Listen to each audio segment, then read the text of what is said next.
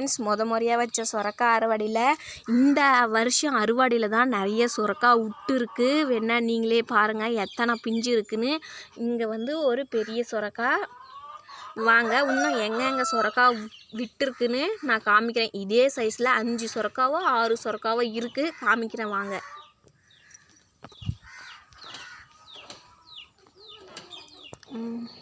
அப்படி சுற்றிட்டு தான் வரணும். சுற்றிட்டு வந்தாலையும் இங்கிட்டு பாருங்கள் ஒரு சின்ன சுரக்காய் விட்டுருக்கு. கொடி நிறைய ஓடி இருக்குது, நிறைய பிஞ்சுங்களை வச்சுருக்கு. தண்ணி ஊற்றிட்டு தான் இருக்கேன். அப்புறம் வாங்க காட்டுறேன். இங்கிட்டு பாருங்கள் பில்லில் நல்லா மறைச்சிட்டு இருக்குது பாருங்கள். இது ஒரு சுரக்காய், 2 சுரக்காய் ஆயிடுச்சா. இங்கிட்டு பாருங்கள் நல்லா பெருசாகவே இங்கே ஒன்று மறைஞ்சிட்டு இருக்குது கவரில்.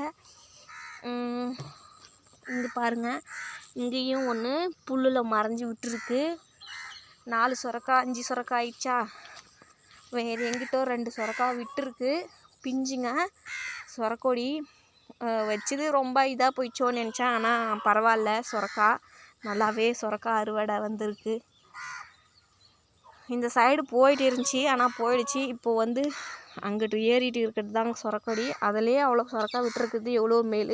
சுரக்காயெல்லாம் சாப்பிடணும். சுரக்காய் மாதிரி எதுவும் வராது. அதனால் சுரக்காய் வந்து ரொம்ப இதுதான். பனிக்காலத்துக்கு சுரக்காய் வந்து சூடு தான், சாப்பிட்லாம், தைரியமாக சாப்பிட்லாம்.